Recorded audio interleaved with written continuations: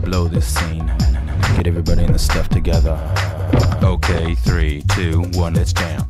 What's up, guys? My name is Brendan, and the trick of the week this week is the coin drop.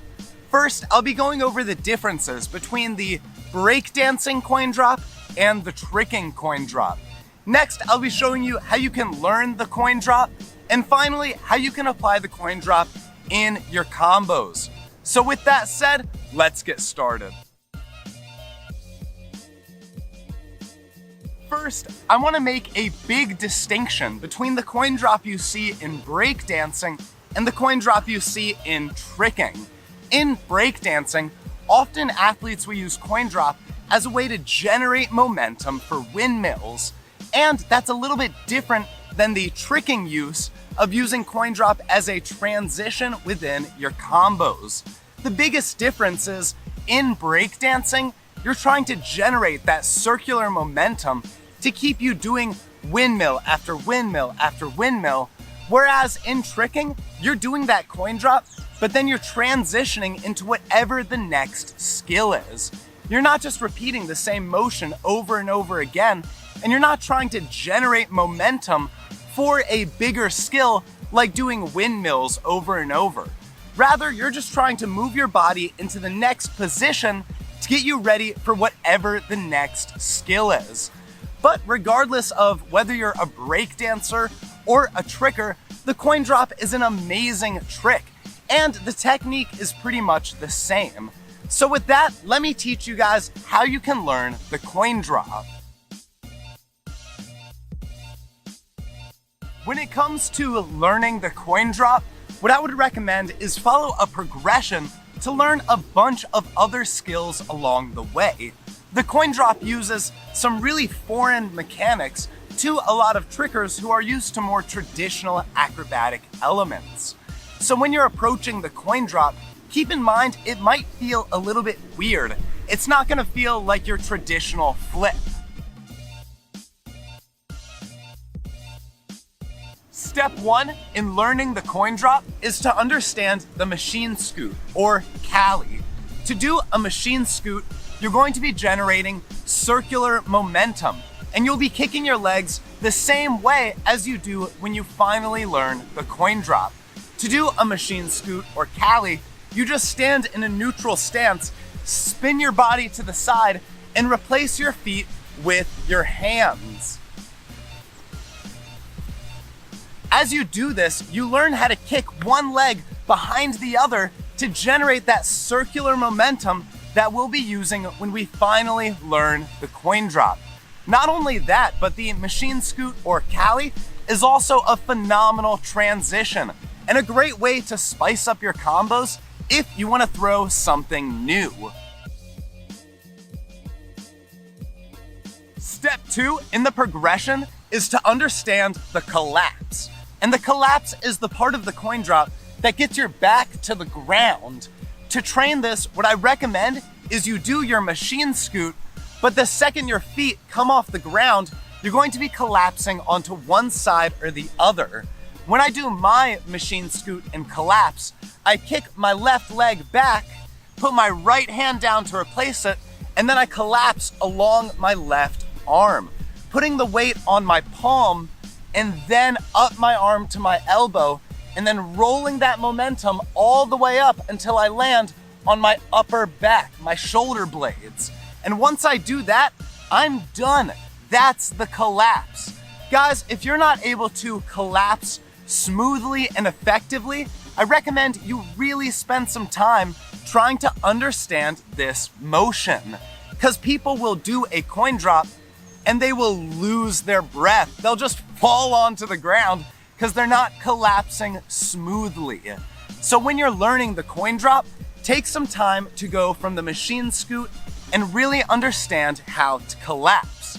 By taking that momentum from your palm and slowly transitioning your weight until it is on the upper back, right behind your shoulder blades. Our third step in the coin drop progression is going to be the star kip. The machine scoot taught you how to kick your legs to generate circular momentum, and the collapse taught you how to get to your upper back safely and smoothly. Now we're gonna learn how to kick our legs for the coin drop. And we're gonna do that by learning the star kip. To do a star kip, you start by sitting on your bottom, and then you take one leg and you kick it in a giant circle over your head, pivoting through your hip joint. Next, as you do this kick, you're going to be laying onto your back until you get to your upper shoulder blades, with both your legs above you after generating that circular momentum by kicking your legs. Once you get to this position, you're just going to kip and turn your body to face the ground. The star kip is an extremely cool way to go from sitting to standing. But other than that, it doesn't really have that many uses in tricking. That said, it's extremely important for teaching you how to kick your legs in the coin drop. Like I said earlier, the machine scoot taught us how to gather momentum. The collapse taught us how to get to our upper back. And now the star kip teaches us how to get back to our feet and how to kick our legs. So once you learn all three of these tricks, you are well on your way to getting the coin drop. Finally, we're gonna put all that together to do a coin drop. To do a coin drop, we're gonna start just like a machine scoot, placing your hands in the same spots and kicking your legs to generate that circular momentum. Once you get onto your hands, you're gonna initiate the collapse, going from your palm to your arm, to your elbow, to your shoulder, and finally to your upper back. And once you get to your upper back, you're going to finish the coin drop just like the star kip we did earlier. You're gonna keep that momentum going and kip up your back and turn to face the ground. Once you do all of those motions, you should have no issues doing the coin drop. But keep in mind, if your machine scoot is bad, you're gonna struggle gathering momentum for the coin drop. If your collapse is really rough, you might knock the wind out of yourself by accident just because you went down too hard. And if you have a bad star kip, you're probably not going to be able to lift your body off the ground as easily. Each one of these tricks is extremely important for building the kinematics and the awareness you need to finally do the coin drop. Finally, I want to talk about how you can use coin drop as a transition to move from one skill to another. When you do a coin drop, you're doing a stance switch because you're turning 180 degrees from where you started. So if I start my coin drop here, I'm gonna end it about here, 180 degrees from where I started. Keep in mind, some people will twist a little bit more, some people will twist a little bit less. When you're using coin drop as a transition, keep in mind you have to control that circular momentum you're generating. You don't want to go into it with too much vertical momentum and just slam onto your back, and you don't want to go into it with too much twisting momentum to where you're not able to get back off the ground. Rather, you're trying to go down and up, generate that circular momentum like breakdancers do to go from up to the ground and then right back up.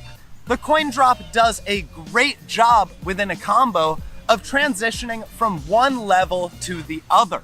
You start from this really high trick, maybe a tornado kick, and then you do a coin drop, dropping right to the ground, and then you do the next trick, which could be in the air or not. Being able to do those level changes within your combos will make them look a lot better. And that's how you use the coin drop as a transition as you're comboing to move from one skill to the next. Thank you guys so much for watching. If you want to suggest next week's trick of the week, please leave it in the comments down below. And if you have any questions about the coin drop, please leave it there as well. I'll try and be as responsive as I can. Thank you guys again, and have a lovely day.